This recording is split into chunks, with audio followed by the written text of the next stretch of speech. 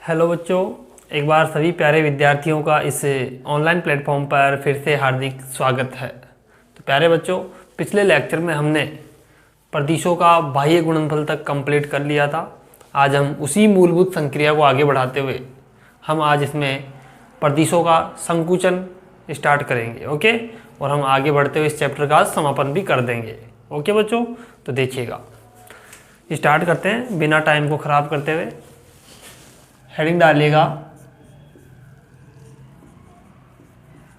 प्रदिश का संकुचन।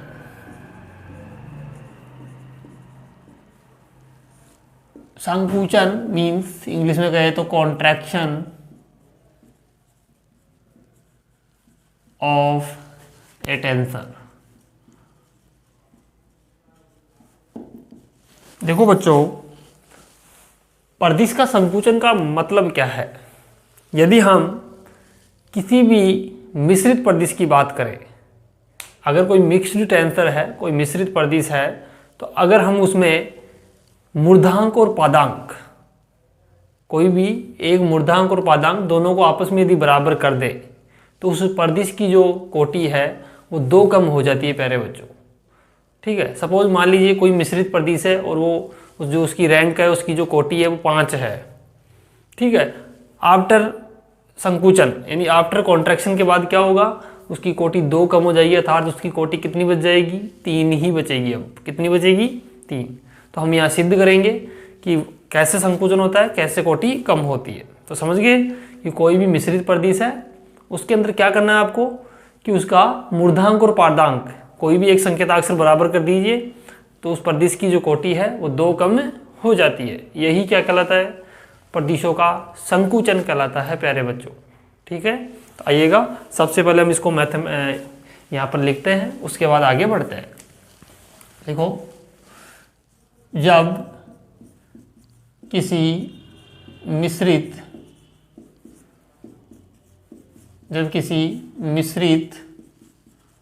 प्रदिश में मूर्धांक व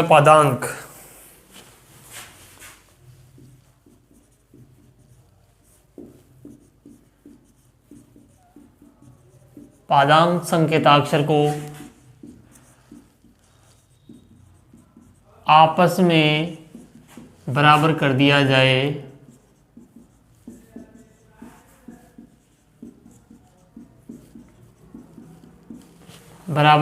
जाए तो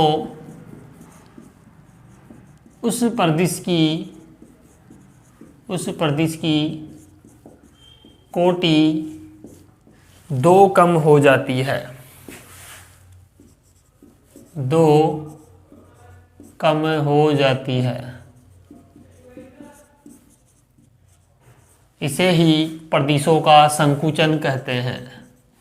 इसे ही प्रदिश का संकुचन कहते हैं। संकुचन कहते हैं। ओके बच्चों, तो हमने ये डेफिनेशन इसकी दे दी है। अब हम कोई भी प्रदिश लेते हैं और उसका संकुचन करते हैं और देखते हैं कि कोटि उसकी 2 कम होती है या नहीं। तो सपोज आपने मान लिया ए बार आई जे के, ठीक है, और यहाँ ले लिया आपने पी और क्यू। ओके बच्चों, इसको हम ओपन करें तो देखिएगा डेल एक्स, ये मिश्रित प्रदिश है कोई भी, इसकी कोटि कितनी है, देखो 1 2 3 4 5, जितने संकेताक्षर होते हैं उनको टोटल कर लीजिएगा, वही उसकी रैंक कहलाएगी, है ना। बस यहाँ पर रिपीटेशन नहीं होना चाहिए किसी का, वापस अलग अलग होने चाहिए सारे संकेताक्षर, तो उनका जो योग है वो क्या दर्शाता है, उस मिश्रित प्रदिश की कोटि को व्यक्त करता है। ओके बच्चों, देखो डेल एक्स बार आई, डेल एक्स बार जे, डेल एक्स बार के, यहाँ कोई भी संकेताक्षर मन से लेने हैं, डेल एक्स ए, डेल एक्स बी और डेल एक्स सी। ओके, आगे देखो डेल एक्स बार पी, ये तो सबको ओपन करना आ गया होगा क्योंकि आपने प्रदिश अच्छे से पढ़ लिया है। डेल एक्स बार क्यू, और यहाँ पे ले लीजिएगा एम और एन। ठीक है बच्चों, तो यहाँ आप आगे क्या लिखोगे, ए एम एन और नीचे क्या लगाया था आपने, ए बी और सी। ओके बच्चों, तो हमने ये कर लिया है। तो ये कोई प्रदिश है जिसका रैंक देखो कितना है इस टाइम पे, इसकी कोटि देखो कितनी है, इसमें अवकलज के पद कितने हैं, 1 2 3 4 5। इसके अंदर अवकलज के पद है 5। इट मीन्स इसकी कोटि एट दिस टाइम, इस टाइम पे इसकी जो कोटि है वो कितनी है, 5 है। देखो 1 2 3 4 5। इट मीन्स अगर हम इसका संकुचन करें तो उसकी कोटि कितनी रहनी चाहिए, इसकी ओनली 3 ही रहनी चाहिए, यानी कि 1 2 3 पद रहने चाहिए, 2 पद इसके हट जाने चाहिए। तो देखते हैं ऐसा होता है क्या। तो आइएगा करते हैं आगे ना। तो लिखोगे यदि, अब मैं क्या करता हूं परिभाषा के अनुसार, जब किसी मिश्रित प्रदिश में मूर्धांक व पादांक, या वह लगाना, मूर्धांक व पादांक संकेताक्षर को आपस में बराबर कर दिया जाए। कोई भी एक मूर्धांक या पादांक संकेताक्षर को क्या कर दो, बराबर कर दो। तो मैं क्या करता हूं यहाँ पे, के बराबर क्यू कर देता हूं, के बराबर क्यू हो तो आपने देखा एक तो मूर्धांक संकेताक्षर लिया है और एक पादांक, दोनों को आपस में क्या कर दिया मैंने, बराबर कर दिया है। तो करिएगा बराबर और सोल्व कीजिएगा। आई जे के पी के, यहाँ भी के कर लेता हूँ, ठीक है, क्योंकि जगह के कर दिया मैंने, equal to del x bar I, del x A, del x bar J, del x B, del x bar A, del X C और and del x M, del x bar P, del x N और del x bar Q की जगह क्या करोगे, के, and A B C और m N. ठीक है बच्चों, ये हमने यहाँ तक कर लिया है। आगे सोल्व करो। ए bar I J K P K is equal to, यहाँ पर देखो बच्चों, डेल एक्स बार आई के नीचे डेल एक्स ए आएगा, ठीक है, del x bar J, del x B and del x bar K, और वो वाला डेल एक्स बार के यहाँ पे ले आओ तो क्या होगा, डेल एक्स बार के, और इस डेल एक्स सी को वहाँ पे ले जाना ना, and del x M, del x bar P and del x N और डेल एक्स सी। इंटरचेंज हो गया एक दूसरे से, ये यहाँ पे आ गया और ये यहाँ पे चला गया, एंड आगे क्या है, A B C M N. Okay बच्चों, सोल्व करो आगे। A bar I J K P K equal to del x bar I, del x A, del x bar J, del x B. यहाँ पे देखो कोरोने का डेल्टा बन रहा है, के का ना बन गया, तो कोरोने का डेल्टा। ऐसे आगे देखो डेल एक्स, इसको पहले ले लो ना, इसका भी देखो कोरोने का डेल्टा बनेगा सी और एन का, और इस वाले टर्म को बाद में लिखो, del x M and del x bar P A B C and M N. Okay बच्चों, अब देखो इसका वैल्यू तो 1 हो जाएगा, सेम पे वैल्यू कितनी देता है कोरोना का डेल्टा, 1 वैल्यू देगा।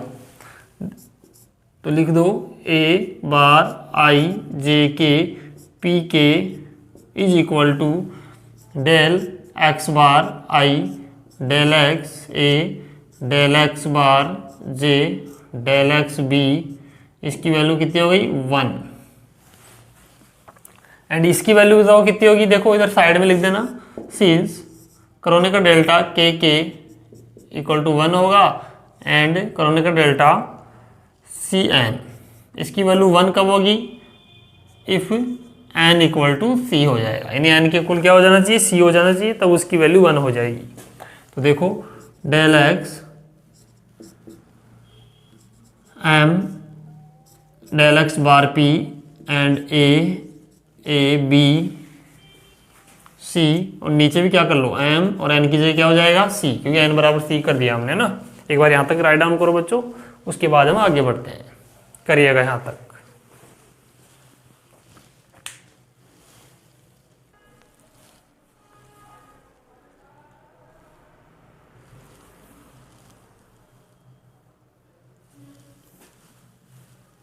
चलिए बच्चों आगे देखिएगा। तो यहाँ तक अपना कंप्लीट है। इसको थोड़ा सा और सोल्व करो आगे।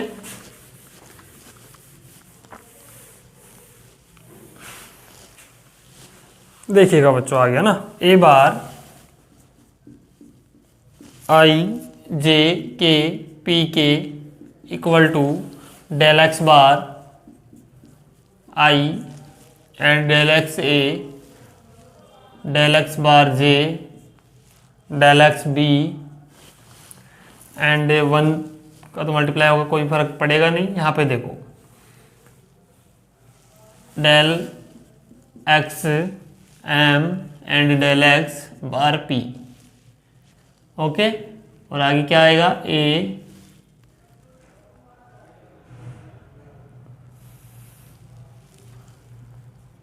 B C upon M C. ठीक है बच्चों, आगे देखो, यहाँ तक आ गया अपने पास। अब इसको सोल्व और हो गया आपके पास। देखो कि इसमें कोटि कितनी होगी बच्चों, ये देखो इसमें कोटि कितनी होगी, 3 हो गई ना। पहले कितनी थी, 1 2 3 4 5। तो इसका मतलब प्रदिश की कोटि कितनी कम हो गई, 2 कम हो गई ना। दैट मीन्स यही क्या कहलाता है, प्रदिशों का संकुचन कहलाता है। That means contraction of A tensor. ठीक है बच्चों, यहाँ तक आपको समझ आना चाहिए। अब देखो बच्चों, सेम संकेताक्षर हो तो हम इनको हटा भी सकते हैं। आई जे पी कैसे, क्या हट जाएगा, del x bar I del x A del x bar J del x B and del x M del x bar P. And यहाँ पे देखो ए बी एंड एम, ये सेम है दोनों। देखो ये भी हट जाएंगे और ये भी सेम है, तो ये भी हट जाएंगे। कैसे हटते हैं बच्चों, क्यों हटते हैं ये, इधर देखो। आपने पढ़ा था एक प्रॉपर्टी क्रोनिकल डेल्टा की, कि यहाँ पे आई यहाँ पे जे, ए आई। ठीक है, ऐसा होगा। या देखो ए जे, तो हमने क्या लिखा था, इसकी प्रॉपर्टी ए आई लिखा था। ये कैसे लिखते हैं अपन, देखो इसमें ऐसा लिखें, डेल, इसको ओपन कर रहा हूँ मैं ना, डेल एक्स बार, या ऐसे लिख दो डेल एक्स आई डेल एक्स जे। इसको क्या लिखोगे, ए जे। ओके, अब मैंने क्या कहा, ये वैल्यू कब देगा 1, जब आई बराबर जे होगा। तो आई बराबर जे रखो इसमें, डेल एक्स आई डेल एक्स आई, और जे की जगह भी आई। तो क्या आ गया बताओ, इसकी वैल्यू 1 हो गई। कितना आ गया, ए आई। तो आपने देखा जैसे जे कैंसिल आउट हो गया। ऐसा यहाँ पे हो रहा है, यहाँ पे भी आप देख सकते हो इन दोनों में सोल्व करके। इसको आप जो भी अपन ने किया था ना n बराबर सी, वहाँ पे रखोगे ना इस वैल्यू को यहाँ पे ले जाके, तो वही वैल्यू आपके पास आएगी। ओके बच्चों, कैसे आएगी, सोल्व करके देखो, इसके बारे में बता रहा हूँ ना आपको मैं। देखो n या C N A B C and M N, यही है बच्चों। तो मैं क्या कर रहा हूँ, वैल्यू कब देगा ये Kronecker delta, n equal to C पे। तो n इक्वल टू सी पे वैल्यू 1 देगा। इसको ओपन करो एक बार, del x N del X C A B C M N. ठीक है, अब देखो n बराबर सी पुट करो, del X C A B C, और नीचे क्या आएगा, एम सी। ओके बच्चों, अब देखो इसकी वैल्यू कितनी हो गई, इसकी वैल्यू 1 हो गई। ये अपने पास बच रहा है, यही बच रहा है ना, तो ये अपने पास हट जाएगा। फिर सी से सी, सेम संकेताक्षर को 2 बार नहीं लिखा जाता है बच्चों। ठीक है, ऐसे इसी यहाँ पे देखा था ना आपने, जे था तो फिर आई हो गया था। ठीक है, तो सी था तो सी हो जाएगा। ठीक है, तो ये अपने आप ही वैल्यू इसकी हट जाएगी, यानी कि आपके पास जो प्रदिश की परिणामी जो प्रदिश है आपके पास ये वाला आ जाएगा। ठीक है, इस प्रकार से आप इस प्रॉपर्टी को भी सिद्ध कर सकते हैं।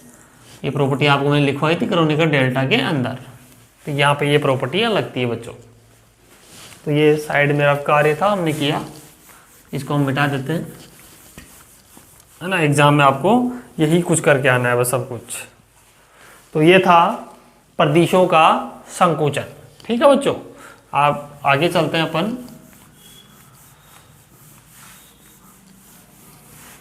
अब हम पढ़ेंगे प्रदिशों का आंतर गुणनफल, इनर प्रोडक्ट।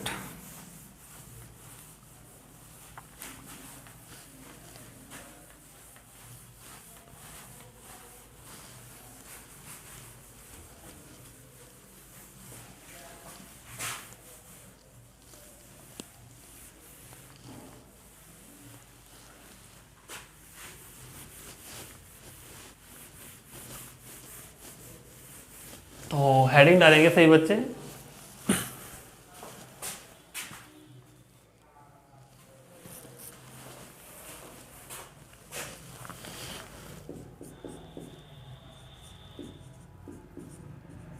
प्रदिशों का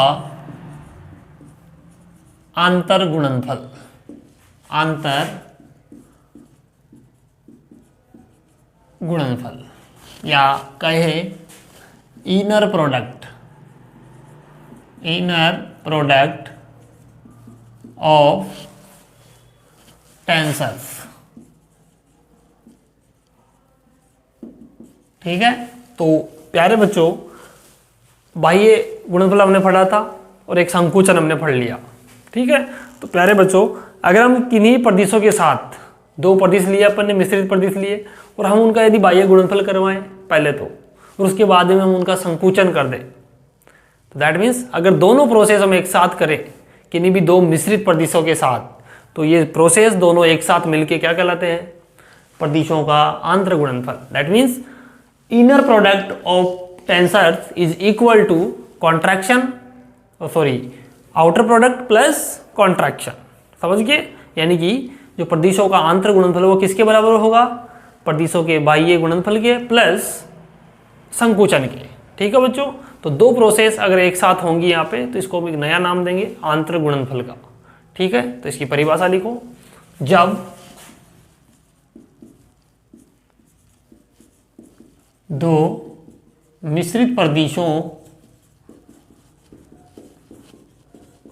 प्रदिशों के बाह्य गुणनफल के साथ साथ, बाह्य गुणनफल के साथ साथ संकुचन प्रक्रिया भी की जाए, संकुचन प्रक्रिया भी की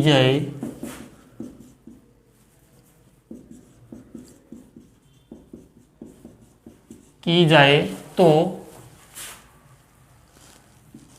इसे प्रदिशों का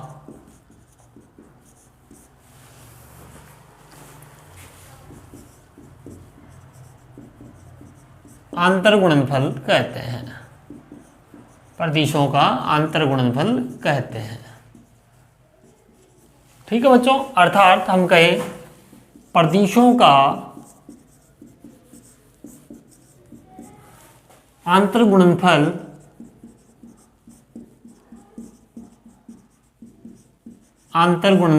इज इक्वल टू बाह्य गुणनफल प्लस संकुचन। यानी आपको क्या क्या करना पड़ेगा? बाह्य गुणनफल करो पहले तो, उसके बाद संकुचन करो, दोनों को मिला के क्या बोलते हैं? आंतर गुणनफल, इनर प्रोडक्ट। ओके, तो हम दो प्रदिश लेते हैं मिश्रित प्रदिश, ए bar I J K and P Q. करिएगा solve, del x bar I, del x bar J, del x bar K, del x A, del x B, del X C and A B C. और क्या आएगा? अभी open पूरा नहीं हुआ ना, इसको थोड़ा कम कर लो कोटि, ताकि नहीं तो बहुत बड़ी कैलकुलेशन हो जाएगी। के को हटा दो, है ना, थोड़ा छोटा समझ लेते हैं ना, नहीं तो बहुत बड़ा हो जाएगा कैलकुलेशन। बाकी कर तो सकते हैं, कोई दिक्कत नहीं है, बार आई और बी। ठीक है, आगे देखो, del X, del X, del x bar P, del x bar Q. यहाँ पे लिख दो, कोई भी अलग नाम देना, एम और एन। ठीक है बच्चों, क्या आ जाएगा? A M N and P Q. ठीक है, हमने इसको ओपन कर लिया। अब आगे देखो, समीकरण नंबर 1 दे लो, देना चाहो तो। इसी प्रकार से बी को लिखते हैं, बी बार, कोई भी मिश्रित प्रदिश ले रहे हैं अपन, बी बार एस, या ऐसे हो बी बार एस टी और पी क्यू तो ले लिया अपन ने पहले, अपन यहाँ लेते हैं एस टी और mu v, s T mu ले लो, है ना। तो कैसे ओपन करोगे इसको? Del x upon del x s bar in del x bar s and del x bar T. Del x यहाँ पे देखो डेल एक्स बार म्यू। ठीक है बच्चों, अब यहाँ से मन से कोई भी संकेताक्षर लगाने आपको तो लगाइएगा। म्यू हमने यहाँ ले लिया, यहाँ पे कुछ अलग संकेताक्षर लगाओ। एम एन ले लिया अपन ने, एल लगा लो एक तो, और एक लगा लीजिएगा न्यू। और ए बी अपन ने ले लिया, पहले सी ले लो यहाँ पे, है ना। तो कितना आएगा देखो, कोई भी मन से लगा सकते हो, कोई दिक्कत नहीं है बच्चों इसमें। बी और एल और न्यू ऊपर चले जाएंगे और सी वाला नीचे आ जाएगा। समीकरण नंबर 2। ठीक है, दोनों का क्या कराओ सबसे पहले, बाह्य गुणनफल। समीकरण 1 व 2 का बाह्य गुणनफल करने पर, बाह्य गुणनफल करने पर करो बच्चों बाह्य गुणनफल। A bar I J P Q B bar S T mu is equal to del x bar I del x A del x bar J del x B and del x M del x bar P del x N and del x bar Q and del x bar S del x L del x bar T del x nu del X C and del x bar mu. Okay, and a p q m N and b l nu and c. Okay बच्चों, तो अब आप देख पा रहे हैं हमने इसका क्या कर दिया है, बाह्य गुणनफल कर दिया, अर्थात एक प्रोसेस हमने पूरा कर लिया।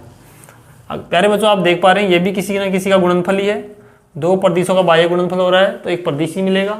हमने पढ़ा था बाह्य गुणनफल में, हमने वहाँ पे इसको कुछ कहा था अलग, सी कह देता हूँ यहाँ पे, सी बार। सारी जो इसके संकेताक्षर इसके साथ ले लो, आई जे एस टी, नीचे आएगा पी क्यू म्यू, ऐसे मैं कह सकता हूँ ना। ऐसे ही ओपन करो इसको, यानी लिख दो ऐसे कैसे, del x bar I del x A del x bar J del x B and, अब इसके हिसाब से लिखेंगे ना, इसके आगे पीछे कर लेंगे इनको ना। Del x bar S del x L, ठीक है, डेल एक्स बार टी और डेल एक्स न्यू। नीचे कौन कौन है, पी क्यू म्यू, ऐसा है पी क्यू म्यू, तो नीचे आएंगे अब की बार बार, है ना। Del x bar P del x bar Q and del x bar mu. ऊपर क्या क्या संकेताक्षर लिए अपन ने देखो, एम एन और सी। एम किसके साथ है, पी के साथ है, क्यू के साथ कौन था, एन, और म्यू के साथ है सी। ठीक है, और आगे वाली ये भी किसी का न किसी का प्रोडक्ट ही तो है, तो इसको कोई नया संकेताक्षर दे दो, यहाँ पे नया प्रदिश नाम दे दो और लिखो पी क्यू एल न्यू, और नीचे आएगा एम एन और सी। ओके बच्चों, तो आपने देखा हमने इसका बाह्य गुणनफल कंप्लीट कर लिया। अब हमारा अगला प्रोसेस होगा, इसमें संकुचन करेंगे हम इसका, है ना। तो देख रहे हो कितनी कोटि हो गई इसकी, 1 2 3 4 5 6 7। इस प्रदेश की जो रैंक है वो 7 है, इसकी कोटि जो है वो 7 है। अगर हम इसका संकुचन करेंगे तो इसकी कोटि कितनी रहनी चाहिए, 5, बिकॉज 2 कोटि कम हो जाती है संकुचन के अंदर, हमने पढ़ा है अभी पीछे। ओके, तो यहाँ तक राइट डाउन करो, उसके बाद आगे बढ़ते हैं।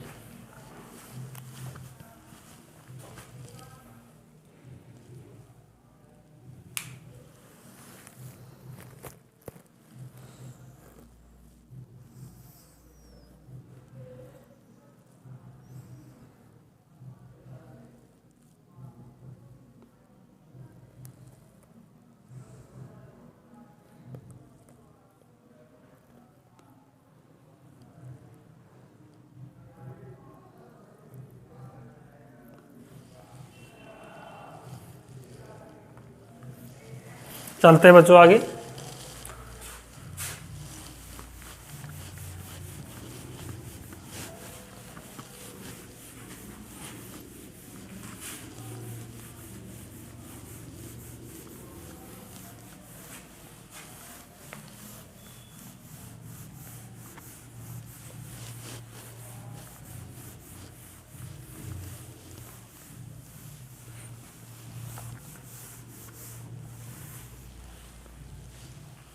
अब देखिएगा बच्चों, है ना, अब हम क्या करें, इसमें संकुचन करते हैं ना। तो संकुचन की प्रक्रिया यहाँ पर ओपन करें इसमें। तो इसको समीकरण नंबर देना चाहो तो दे लो बच्चों, 3 नंबर। समीकरण 3 का संकुचन करने पर या समीकरण 3 में क्या करेंगे, देखो हम कोई भी संकेताक्षर बराबर करते हैं, इसका टी बराबर म्यू कर देता हूँ, है ना। टी बराबर म्यू रखने पर रखिएगा बच्चों, सी बार आई जे एस टी और पी क्यू टी, म्यू की जगह क्या रख दिया मैंने, t, equal to del x bar I, del x A, del x bar j and del x B, del x bar S, del x L, del x bar t and del x nu, del x M, del x bar P, del x N and del x bar Q and del X C, del x bar mu की जगह क्या रखोगे, T, and C P Q R nu and M N C. Okay बच्चों, इसके आगे इसको solve कर दो। C bar I J S T P Q T is equal to del x bar I, del x A, del x bar J, del x B and del x bar S, del x L. इन दोनों को पहले लिख लो, है ना, del x M, del x bar P, del x N, del x bar Q and del x bar t, और इस del x new की जगह वो वाला लिख दो, del x bar T, del X C, del x nu, C P Q R nu M N C. अब देखिएगा बच्चों, यहाँ पे ये वाला क्रोनेकर डेल्टा बनेगा, ये भी क्रोनेकर डेल्टा बनेगा, ठीक है। तो देखो C bar I J S T P Q T is equal to del x bar I, del x A, del x bar J, del x B, del x bar S, del x L,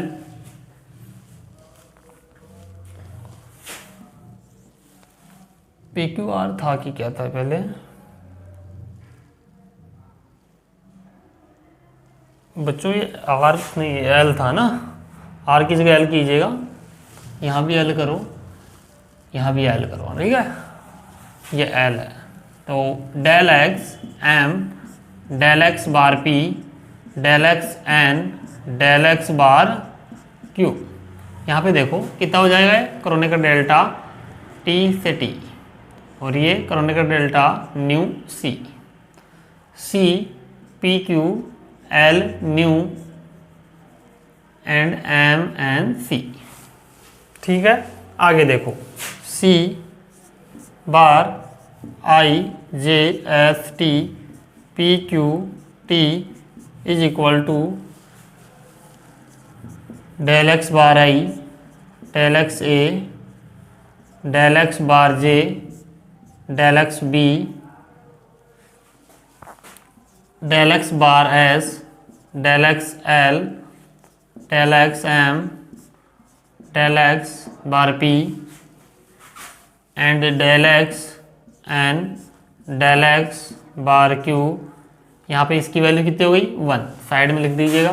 since Kronecker delta T, T पे की value मिलेगी 1 and Kronecker delta nu सी पे value कम मिलेगी 1 if new equal to सी होगा। तो new equal to C पे value 1 मिलेगी, तो क्या बन जाएगा, c P Q L nu और एम एन सी की जगह भी न्यू कर दीजिएगा। ओके, तो आगे देखिएगा,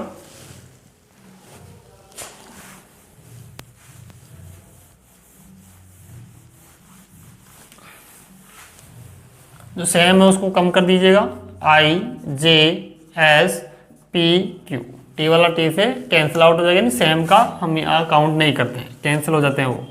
del x bar I, del x A del x bar J del x B and del x bar S del x L del x M del x bar P and del x N del x bar q c P Q L nu M N. Okay, nu भी हट जाएगा। तो आप इसको इस प्रकार भी व्यक्त कर सकते हैं और इससे जस्ट ऊपर वाले से भी यहाँ तक भी करके आ सकते हैं एग्जाम में ना। ये भी सही है, एकदम सही फॉर्म है इसकी, दोनों ही करके आ सकते हैं। और बच्चों देखो, एग्जाम में आपको नहीं पता रहेगा कि हम क्या संकेताक्षर लें, तो अपने मन से जो चाहे वो ले लो, बस आपको प्रोसेस पता होना चाहिए। इनको रटने की कोशिश मत करना। देखो आप देख रहे हैं कैलकुलेशन कैसी हो रही है। हाँ, तो इनको अगर रटोगे तो दिक्कत हो रही है ना, परेशानी में आओगे फिर वहाँ पे। तो इनको आप रटने की कोशिश ना करो, उस प्रोसेस ध्यान रखो कि संकोचन में क्या होता है, बाह्य गुणनफल में क्या होता है, ठीक है, योग संक्रिया में क्या होता है, ठीक है, और इसमें आंतर गुणनफल में क्या होता है। बस ये प्रोसेस आपको माइंड में होनी चाहिए। बार बार प्रैक्टिस करो इनकी, बार बार खुद लिख लिख के अलग अलग नोटेशन लो, अपने मन से लो सब कुछ, है ना। तो तभी आप इन टेंसर एनालिसिस को अच्छे से कर पाओगे। ठीक है बच्चों, तो ये अपना आंतर गुणनफल भी क्या हो गया, कंप्लीट हो गया। इसे हम प्रदिशों का आंतर गुणनफल कहते हैं। तो आपने देखा प्रदिश की कोटि कितनी कम हो गई, 1 2 3 4 5 रह गई ना, पहले कितनी थी 7, 1 2 3 4 5 6 7, इट मीन्स 2 कम हो गई। संकुचन में 2 कोटि कम हो जाती है। ठीक है बच्चों, यहाँ तक राइट डाउन करो, फिर आगे बढ़ते हैं।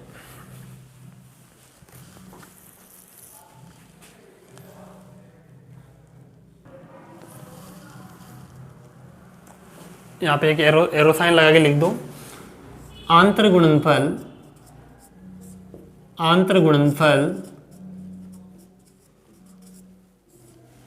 है ना। ये तो हमने पहले कर लिया था ना, एक बार रुकिएगा बच्चों।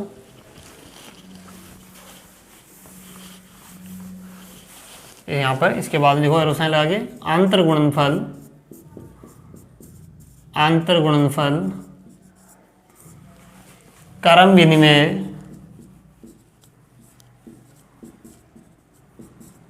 क्रम विनिमय व साचरीय नियम का पालन करता है।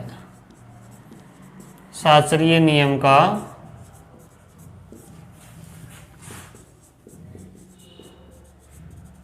पालन करता है। ओके बच्चों, यहां तक राइट डाउन करें। इसके बाद आगे बढ़ते हैं।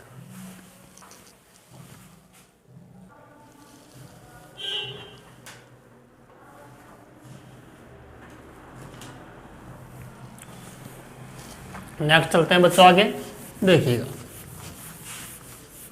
अब हमारा एक इम्पोर्टेंट पॉइंट प्यारे बच्चों, जो कि एग्जाम में अक्सर पूछा जाता है, प्रदिशों के लिए भागफल नियम। कौन सा नियम? भागफल नियम। और प्यारे बच्चों, इसको ध्यान से समझना भी आवश्यक है आपको।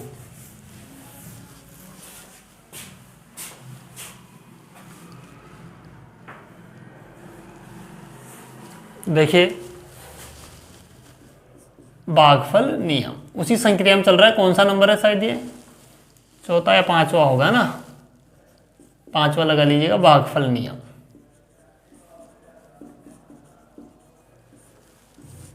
भागफल नियम।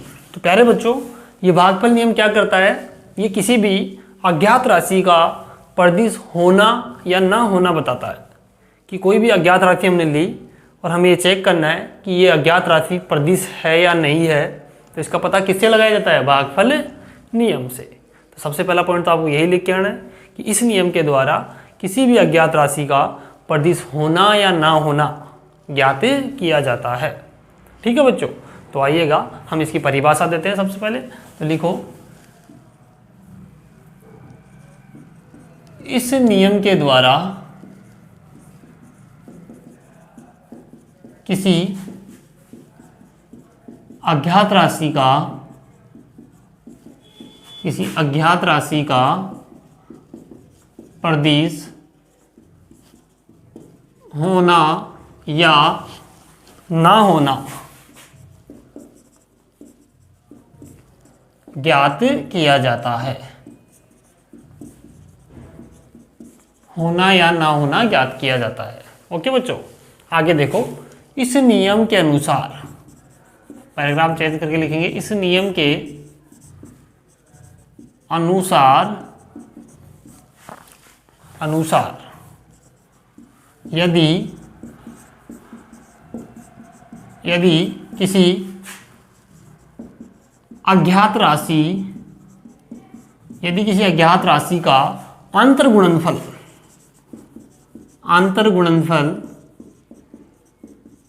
यदि किसी अज्ञात राशि का अंतर्गुणनफल किसी अन्य प्रदिश के साथ किया जाए,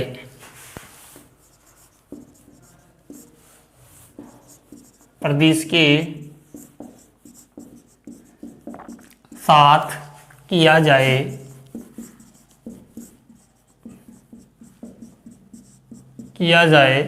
तो यदि प्राप्त राशि एक प्रदिश हो तो वह अज्ञात राशि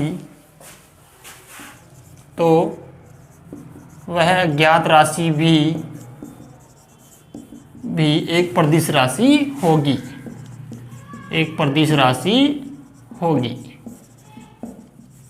प्यारे बच्चों समझिएगा, देखो इस नियम के अनुसार यदि किसी अज्ञात राशि का अंतर्गुणनफल, कौन सा गुणनफल करना है?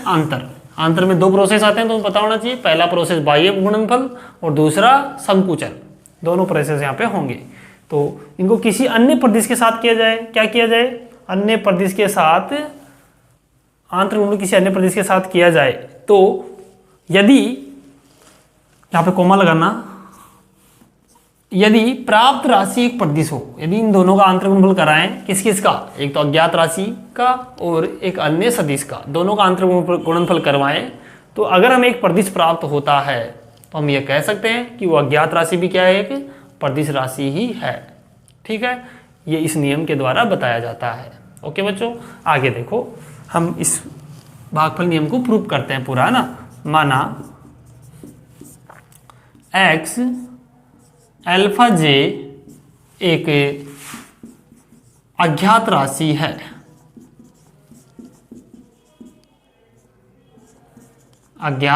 है, तथा a j बीटा एक द्वितीय कोटि का मिश्रित प्रदिश है,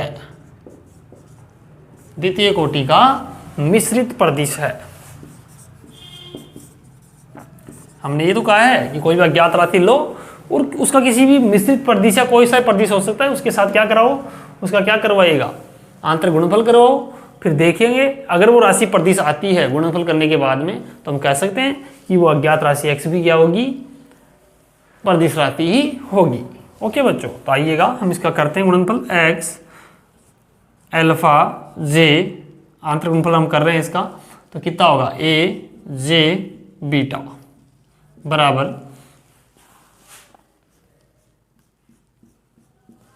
अब देखो बच्चों यहाँ पे आएगा इसका जो गुणनफल है, हमने मान लिया b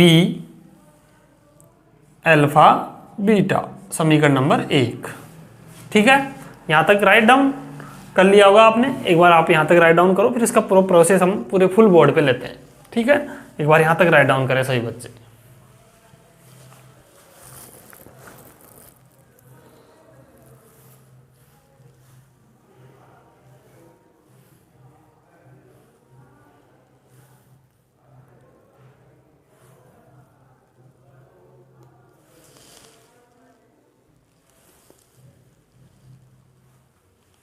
चलिए बच्चों आगे। हाँ, तो देखिएगा किसी अन्य निर्देश तंत्र x बार में अंतर्गुणनफल देखते हैं।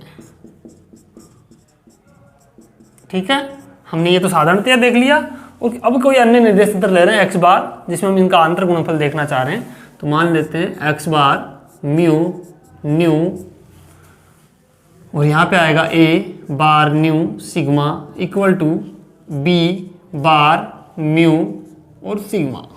ठीक है बच्चों, हमने इनका आंतरिक गुणनफल किया किसमें, किसी अन्य निर्देश तंत्र में। तो हमने देखा इसका जो आंतरिक गुणनफल है वो कितना मिला हमें, बी बार म्यू सिग्मा।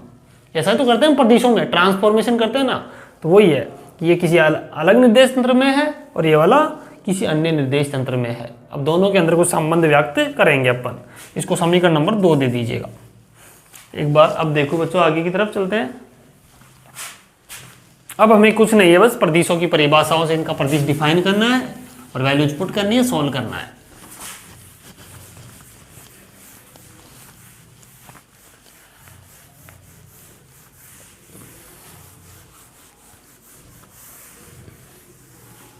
देखिएगा बच्चों आगे की तरफ। अतः प्रदिश की परिभाषा से, प्रदिश की परिभाषा से, प्रदिश की परिभाषा से क्या हो जाएगा बच्चों, देखो सबसे पहले हम व्यक्त करते हैं ए बार न्यू सिग्मा को। क्या होगा बताओ, डेल एक्स बार न्यू, यहाँ पर ऐसे कैसे, del x and del x bar sigma. अब हम ऐसा संकेताक्षर लेंगे ताकि हमें ये वाला मिल जाए। यहाँ जे लेते हैं और यहाँ पे बीटा, तो हमारे पास क्या हो जाएगा, ये ए जे बीटा, समीकरण नंबर 3। इसी प्रकार से बी बार म्यू सिग्मा की वैल्यू निकालते हैं। बी बार म्यू सिग्मा की वैल्यू निकालें तो कितना आएगा, देखो del x bar mu, del x bar sigma, del x and del x. कितना आना चाहिए, यहाँ पे अल्फा, यहाँ पे बीटा, ऐसा ही होगा। तो हमें कितना मिलेगा इसका, b alpha beta, b alpha beta. Okay बच्चों, तो एक बार आप यहाँ तक राइट डाउन करें। अब देखो आगे की कहानी, इसको सोल्व करें अपन। आगे कैसे करोगे बच्चों, देखो बी बार म्यू सिग्मा अपने पास आ गया, हमने इसको ऐसे ओपन किया, बी अल्फा बीटा आ जाएगा। ठीक है, अब देखो इसको सोल्व करते हैं। समीकरण नंबर कितना दोगे इसको, 4। समीकरण 3 और 4 की वैल्यू हम रखने की कोशिश करते हैं।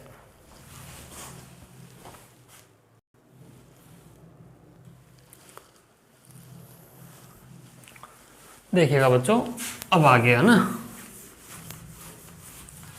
यहाँ पे थोड़ा देखो ये म्यू सिग्मा नहीं आएगा, ऊपर थोड़ी आएंगे बच्चों, अपने ओपन गलत किया है इसको। देखो एक बार, बी बार म्यू सिग्मा कैसे होगा, ये डेल एक्स बार म्यू, नीचे आएगा ना डेल एक्स बार सिग्मा, और ये अल्फा और ये बीटा, तो बी अल्फा बीटा। ठीक है, इसको दे दीजिएगा समीकरण नंबर 4। हमारे पास अभी एक इक्वेशन थी, यहाँ पे क्या थी वो देखो, यहाँ लिख लेता हूँ मैं इसको, x bar mu nu a bar nu sigma equal to कितना था, बी बार म्यू सिग्मा, और इससे ऊपर वाली क्या थी, x alpha j a J beta equal to कितना था, बी अल्फा बीटा। ठीक है, ये इक्वेशन हमारे पास थी 1 और 2, एक थी इसको हमने 2 दिया था। अब देखो बच्चों, हमें कुछ नहीं करना, वैल्यूज पुट करनी है इसमें। तो करें, समीकरण 3 और 4 की वैल्यूज हम पुट करते हैं। समीकरण 3 व 4 का मान, 3 व 4 का मान समीकरण 2 में रखने पर, समीकरण 2 में रखने पर रखते हैं x bar mu nu a bar nu sigma. देखो कितना होगा, del x bar nu, del x J, del x beta, del x bar sigma A J beta is equal to b bar mu sigma की value ये रही, del x alpha, del x bar mu, del x beta, del x bar sigma and b alpha beta. ठीक है बच्चों, यहाँ से आगे चलते हैं। X bar mu nu del x bar nu del x J del x beta del x bar sigma and A J beta equal to del x alpha del x bar mu del x beta del x bar sigma. B alpha beta की value कितनी है बच्चों, यहाँ से देखो ये रही, तो कितनी है बी अल्फा बीटा की value, x alpha J and A J beta. ठीक है बच्चों, यहाँ पर देखो इसका पक्षांतर कर लीजिएगा इधर, एक्स बार म्यू न्यू और del x bar nu del x जे del x beta del x bar sigma ए जे beta minus del x alpha del x bar mu del x beta del x bar sigma X alpha J और A J beta बराबर 0।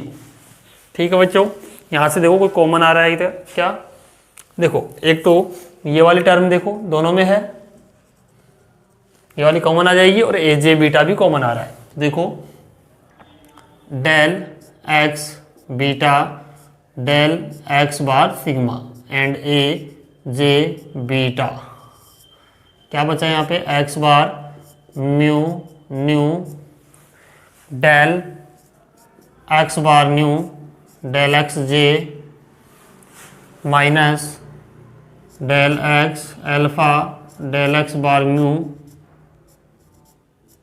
And x alpha j a J beta, sorry a J beta तो common आ चुका है ना, equal to 0। ठीक है बच्चों, एक बार आप यहाँ तक राइट डाउन करो, उसके बाद आगे बढ़ते हैं।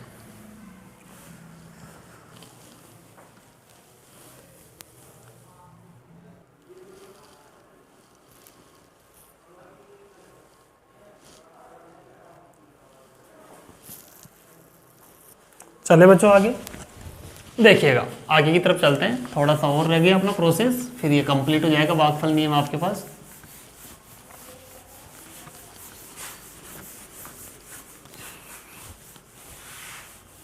देखिएगा आ गया ना, देखो हमारे पास ये दो क्वांटिटीज है कोई, है ना, तो आप देखो दो क्वांटिटीज मल्टीप्लाई हो रही है और इनका डॉट प्रोडक्ट या इनका जो मल्टीप्लाई है वो 0 आ रहा है, दैट मीन्स इनमें से कोई ना कोई एक क्वांटिटी को 0 होना पड़ेगा।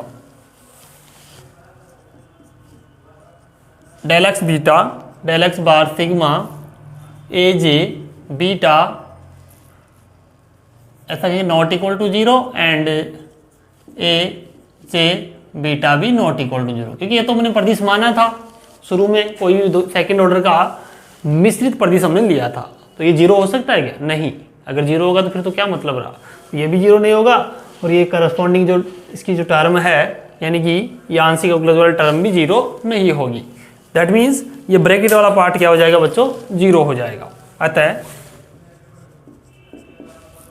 X bar mu nu del x bar nu and del x J minus del x alpha del x bar mu x alpha j equal to 0। आगे देखो बच्चों, अब हम यहाँ पर कुछ प्रोसेस करते हैं छोटा सा, वो देखिएगा। दोनों पक्षों को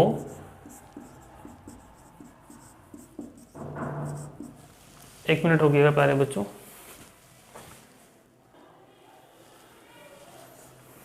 दोनों पक्षों को del x M del x bar N से गुणा करने पर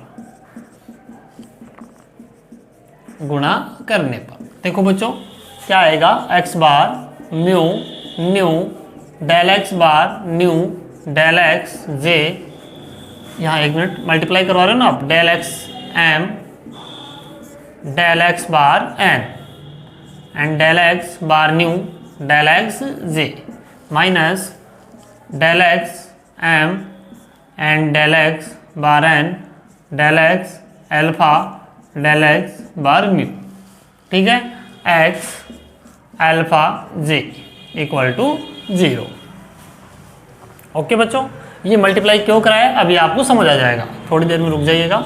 एक्स बार म्यू न्यू, यहाँ पर देखो बच्चों मैं इसको ऐसे लिखूंगा डेल एक्स एम और del x g and del x bar nu del x bar n minus del x m upon del x bar N del x alpha del x bar mu x alpha g equal to 0।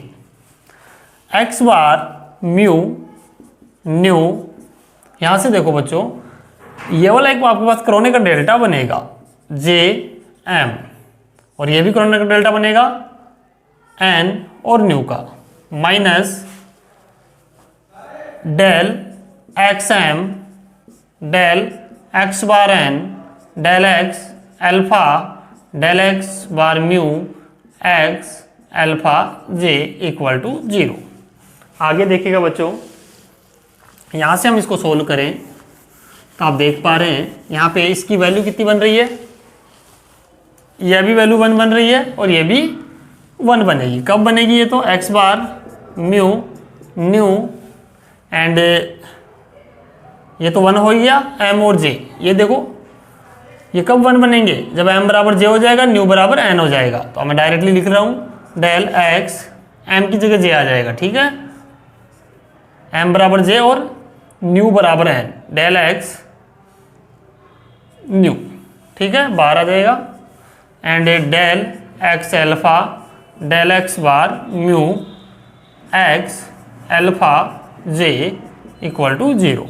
यहाँ से solve करो, X bar mu nu equal to del x J del x bar nu del x alpha del x bar mu x alpha J, ठीक है।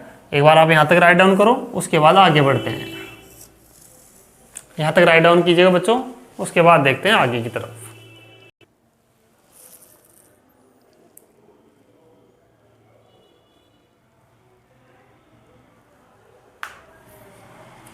चलिए बच्चों आगे देखिएगा।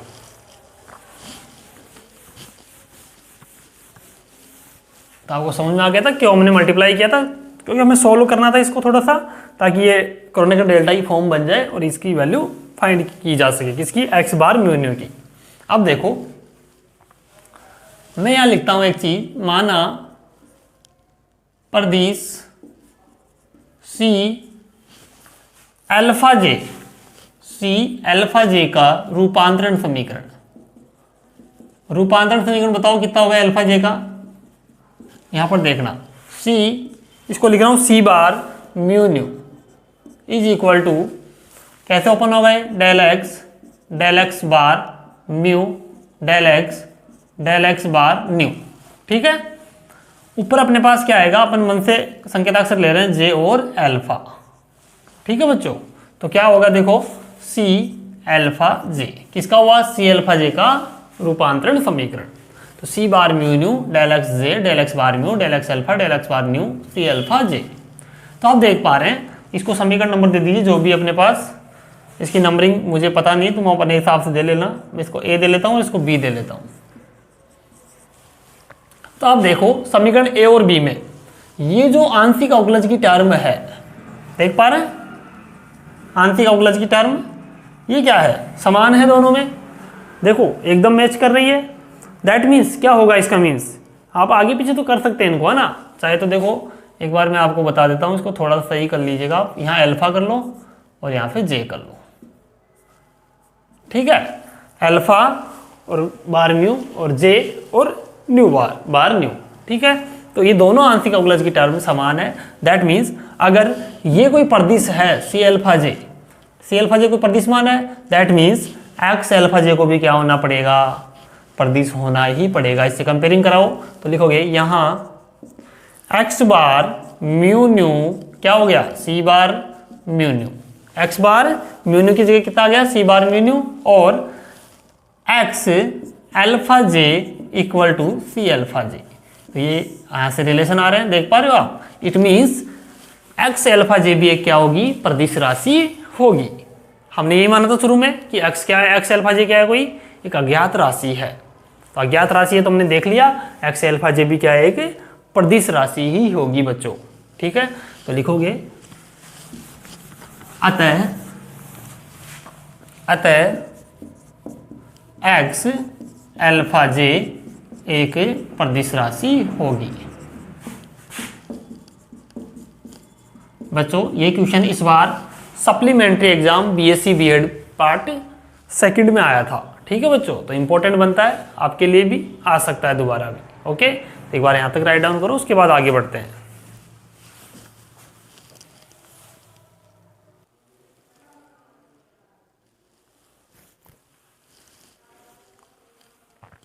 चलते हैं बच्चों आगे। इस चैप्टर का लास्ट पॉइंट है, आपके लास्ट टॉपिक बच रहा है दूरी या मैट्रिक प्रदिश। ये आता नहीं, बहुत कम आता है, बट फिर भी पढ़ लेते हैं। आपके सिलेबस में इसका इंडिकेशन दे रखा है, इसको लिखा हुआ है वहाँ पे कि दूरी या मैट्रिक प्रदिश, हम उसको भी पढ़ लेते हैं। ठीक है, तो हेडिंग डालो, दूरी या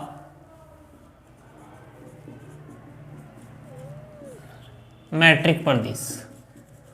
दूरिक प्रदिश या मैट्रिक प्रदिश एक ही बात है ना। ठीक है बच्चों, तो देखो ये क्या होता है, कुछ नहीं है इसमें। हमने फर्स्ट चैप्टर के अंदर लांबिक वक्र रेखीय निर्देश तंत्र में हमने देखा था कि आर वेक्टर जो है u1 u2 u3 पे डिपेंड करता है कि नहीं। वहाँ पे कोऑर्डिनेट क्या होते हैं u1 u2 u3, तो उसी का हमें आगे यहाँ पे जनरलाइजेशन करना है और एक दूरिक मैट्रिक्स जो गुणांक है वो फाइंड करना है GIJ। ओके, तो आइएगा देखते हैं। तो लिखोगे हम जानते हैं वक्र रेखीय निर्देश तंत्र में वक्र रेखीय निर्देश तंत्र में r vector equal to r vector u1 u2 u3, और हमने इसको आगे कैसे सोल्व किया था dr वेक्टर। इसका क्या करोगे, समीकरण नंबर 1 दे दो इसको। समीकरण 1 का देखो बच्चों एक चीज की हुई इसलिए मैं थोड़ा फास्ट बता रहा हूँ। समीकरण 1 का संपूर्ण आंशिक अवकलन करने पर, संपूर्ण आंशिक अवकलन करने पर, अवकलन करने पर देखो करिएगा dr वेक्टर कितना हो जाएगा, del r vector upon del u1 du1 plus del r vector upon del u2 du2 del r vector del u3 du3 dr vector equal to del r upon del u1 को वहाँ क्या बोला था हमने b1। पता होगा सभी को आधार सदिश की परिभाषा। आधार सदिश की परिभाषा क्या होती है कि निर्देशांकों का यानी स्थिति सदिश का निर्देशांकों के सापेक्ष जो आंशिक अवकलन है हम उसको क्या कहते हैं, आधार सदिश कहते हैं, जिसको b से व्यक्त करते हैं। b1 vector du1, b2 vector du2, b3 vector du3। Okay बच्चों, हमने ये तो किया था, उसके बाद हमने लाइन एलिमेंट भी निकाला था ना।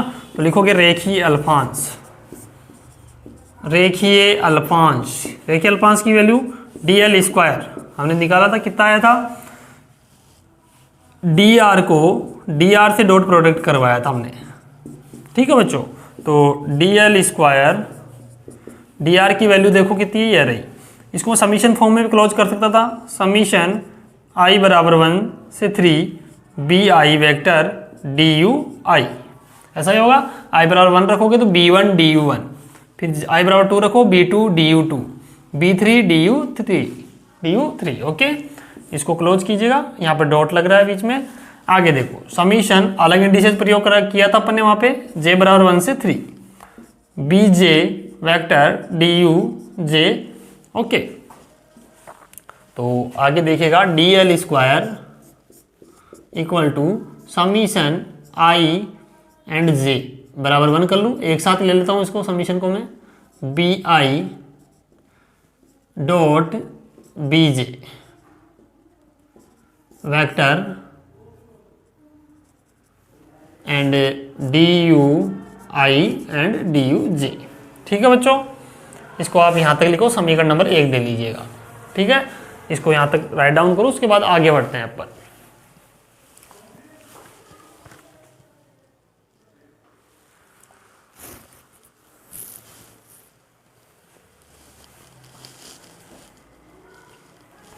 चलते हैं बच्चों आगे की तरफ देखिएगा। अब देखो इसको थोड़ा सा और सोल्व करते हैं कि अब हम इसको परिदिश संकेतन पद्धति में व्यक्त करने की कोशिश करते हैं।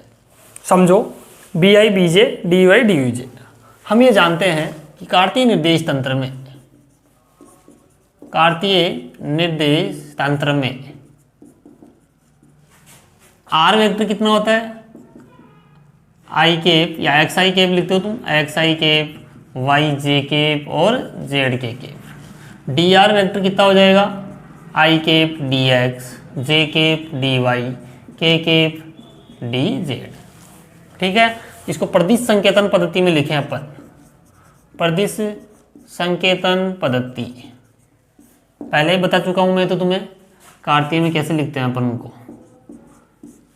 हमने बताया था आपको कि x बराबर हम लेते हैं यहाँ x1, y बराबर लेते हैं x2 और z बराबर x3।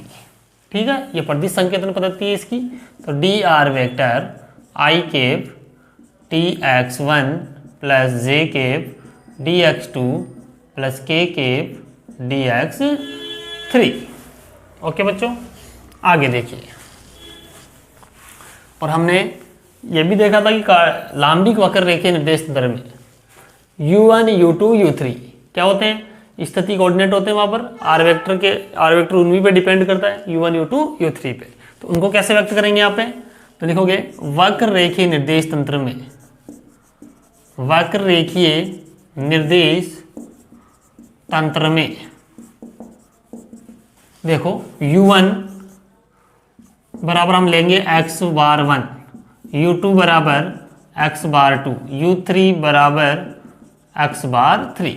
ओके, तो अब देखो यहाँ पे अपन इसको सोल्व करते हैं। तो सबसे पहले मैं बी आई वैक्टर निकालूंगा। तो बी आई वैक्टर क्या होता है, del R vector upon del U आई।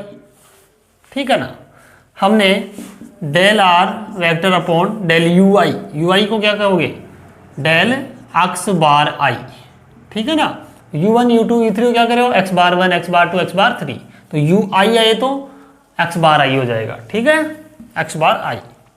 आगे देखो बच्चों, इसको सोल्व करें, थोड़ा सा सोल्व कर देते हैं। तो B I vector del upon del X I bar, और आर वेक्टर की वैल्यू ये रख दीजिएगा, कितनी है तुम्हारे पास, एक्स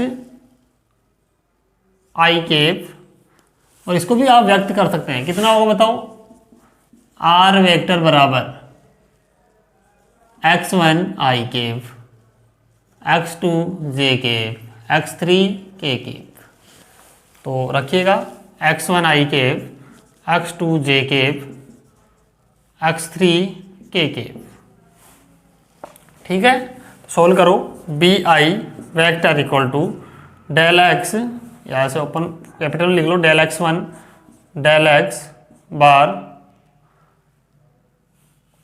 आई कितना हो जाएगा 1, या ऐसे कर लो डेल एक्स आई लिख लो ना, चलो 1 लिख लीजिए, कोई ना, यहाँ भी 1 लिखो फिर, है ना। लेकिन मैं समीशन फॉर्म में लिखते तो सही रहेगा ना, डेल एक्स बार आई है ना, 1 2 3 के लिख लो, del X 2 del x bar 2 और डेल एक्स 3 डेल एक्स बार 3। तो यहाँ भी आई केप, यहाँ जे केप और यहाँ के केप। इसको समीकरण नंबर दे दीजिएगा आप 2। इसी प्रकार से बीजे वेक्टर की भी बात करें, वो आ जाएगा del x2 del x bar 1 ही आएगा ना, 2 जे आना चाहिए ना यहाँ पे, यू आई यू जे। रुकिएगा 1 minute, del R vector del U J bar. ठीक है, तो क्या हो जाएगा, del R vector del x bar G. ठीक है बच्चों, एक्स बार जी आ जाएगा।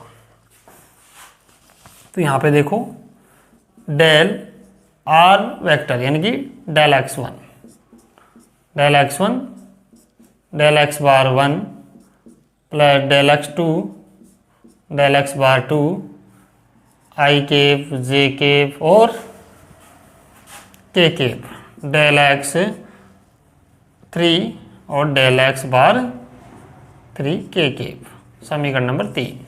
क्या करना है बच्चों, समीकरण 2 और 3 को मल्टीप्लाई कराएंगे तो हमें क्या मिलेगा, बी आई डॉट बी जे मिल जाएगा। करें इसको सोल्व, देखिएगा।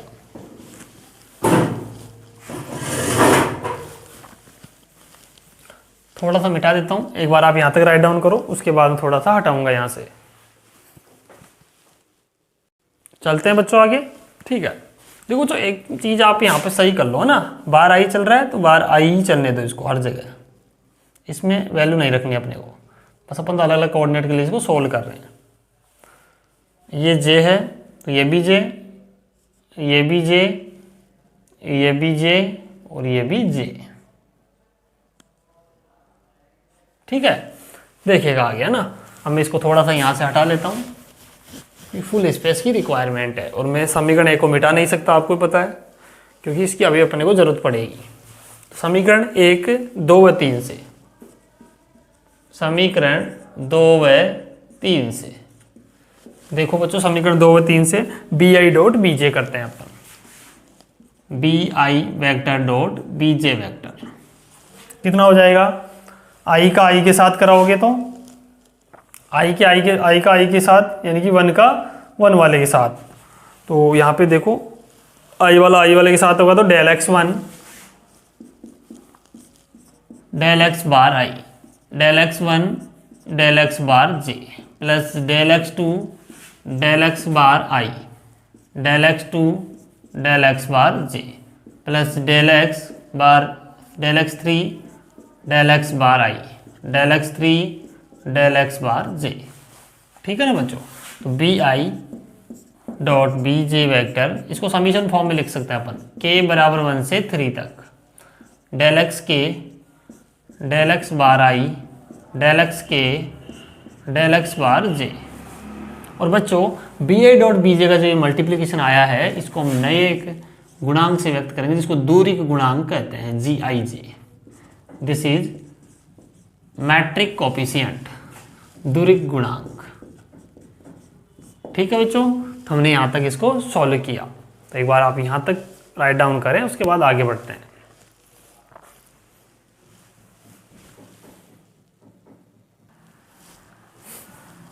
चलते हैं बच्चों आगे, यहाँ पर बार लगा दीजिएगा, जी बार आई जी, ओके। तो ये दूरी गुणांक हुआ। अब देखो हम इसका क्या करते हैं, इस वैल्यू को पुट कर दें कहाँ पे ले जाके, यहाँ पे, या फिर एक कंडीशन चेक कर ले पहले, तो रुकिएगा 1 मिनट। हमारे पास यहाँ पे जो जी आई जे की वैल्यू मिली है, जी आई जे के बार की, वो मिली है बी आई vector dot B J vector. इसको हम क्या लिख सकते हैं, g I J bar equal to, b i को क्या लिखते थे अपन फर्स्ट चैप्टर में, एच आई ई आई का केप डॉट, इसको क्या लिखूंगा, एच जे ई जे का केप का डॉट, ठीक है। ये आपके पास आता है वहाँ पे। लेकिन मैं बात करूँ लांबिक निर्देश तंत्र में, लांबिक निर्देश तंत्र में, वक्र रेखीय लांबिक निर्देश तंत्र की बात कर रहा हूँ मैं, तो वहाँ पे हमने देखा था ई आई डॉट ई जे बराबर 1 मिलेगा कब, जब आई बराबर जे होगा, और E I dot E J equal to 0 मिलेगा if I not equal to J होगा। ये बातें अपन ने पढ़ी थी बच्चों। अब देखो तो हमारे पास यहाँ ई आई बराबर ई आई डॉट ई जे 1 करना हो तो आई बराबर जे करना होगा। इट मीन्स जी आई जे बार आई बराबर जे हो गया तो ये कितना हो गया 1, तो एच आई स्क्वायर आ जाएगा। ये भी आई की जगह जे रखोगे, जे की जगह आई रखोगे तो एच आई बनेगा, H I into H I square, ठीक है। यदि लांबिक नहीं हो तो, यदि लांबिक नहीं हो तो क्या आएगी वैल्यू जी आई जे बार की, हो तो बताओ देखिए। ओ बच्चों लाइट जा चुकी है,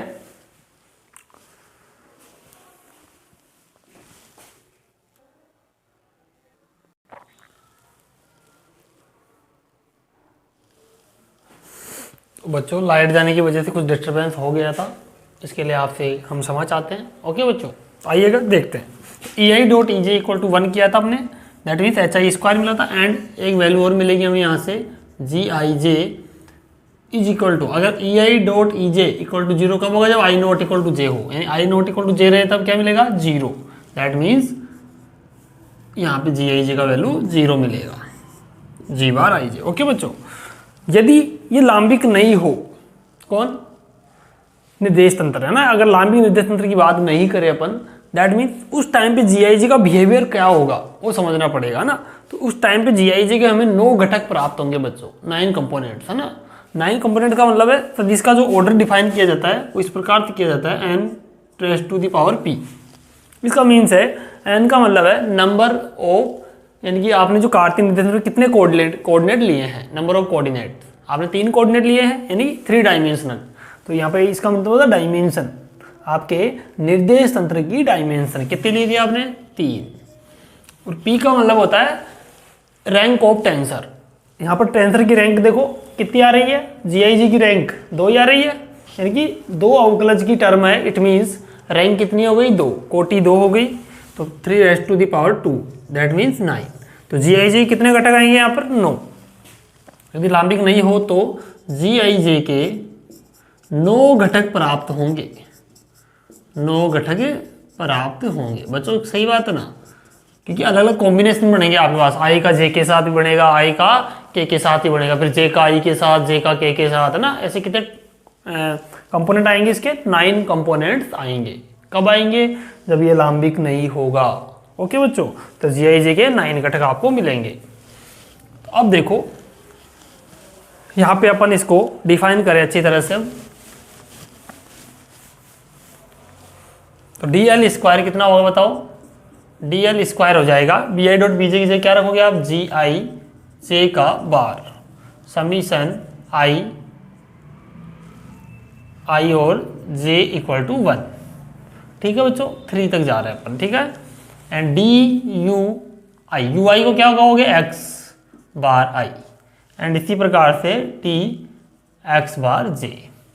ओके बच्चों, तो ये हमने दूरिक गुणांक को व्यक्त कर दिया, अर्थात हमने दूरिक सदिश को प्रदिश को व्यक्त कर दिया। ठीक है, तो यहाँ पे जी आई जी की वैल्यू आप ये भी रख सकते हैं, एच आई स्क्वायर, एक बार 0 तो एक बार डी एल स्क्वायर 0 हो जाएगा, एक बार के लिए एच आई स्क्वायर हो जाएगा।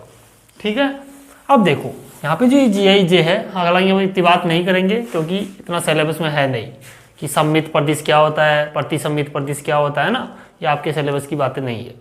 बट फिर भी सुन लीजिएगा, अगर जी आई जे यहाँ पर इस टर्म में हमारे पास आया तो जी आई जे का जो बिहेवियर है वो कैसा होना चाहिए कि इसका जो डिटर्मिनेंट है किसका, जी आई जे का, वो नॉट इक्वल टू 0 होना चाहिए, अर्थात ये व्युत्क्रमणीय होना चाहिए। ठीक है, दूसरी बात कि ये G I J bar equal to G J I bar, that means symmetric होना चाहिए। कैसा होना चाहिए, सिमेट्रिक।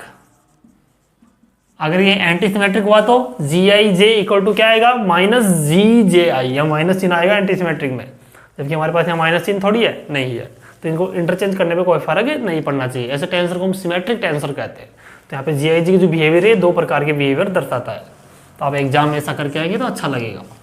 ठीक है, तो ये हुआ आपका दूरी के प्रदिश का चैप्टर भी कंप्लीट, यानी कि टॉपिक था जो आपके कंप्लीट हो गया, और इसी के साथ चैप्टर भी कंप्लीट। ओके बच्चों, तो यहाँ तक हमने हमारी यूनिट फर्स्ट कंप्लीट कर ली है मैथमेटिकल फिजिक्स की। ठीक है, इसमें एक और चैप्टर आपकी डिराक डेल्टा वो हम नहीं करेंगे क्योंकि यहाँ से 2 हमारा जो क्वेश्चन है कंप्लीट बन जाएगा। ठीक है बच्चों, अगर लास्ट में टाइम बचेगा तो हम उसको भी पढ़ लेंगे, डिराक डेल्टा की ज़्यादा बड़ी क्लास नहीं होगी, वो भी ये 2 क्लास के अंदर कंप्लीट हो जाएगा। ओके बच्चों, तो उम्मीद करता हूँ आप सभी स्वस्थ होंगे, अच्छे से पढ़ाई कर रहे होंगे, तन मन धन लगा के जुट रहे होंगे अपने लक्ष्य की प्राप्ति के लिए। ओके बच्चों, तो एग्जाम्स निकट हैं इसलिए पढ़ाई करते रहिएगा, सिलेबस आपका टाइम पे करा दिया जाएगा। और जो भी आपके आसपास कोई बच्चा है, कोई भी स्टूडेंट है जो यहाँ हमारे वीडियोस देखना चाहता है तो क्या करिएगा, आप उनको शेयर कीजिएगा। और जो बच्चा ऑनलाइन कोर्स परचेज करना चाहता है वो हमारे ऐप को डाउनलोड कर सकता है प्ले स्टोर से। हाँ, उसका लिंक आपको यूट्यूब चैनल के डिस्क्रिप्शन में मिल जाएगा। ओके, तो बैच अभी चल ही रहा है नया, तो आप इसका परचेज कर सकते हैं और अपनी पढ़ाई को कंटिन्यू कर सकते हैं। ओके बच्चों, thank you, bye bye, love you all. Okay, thank you again, thank you.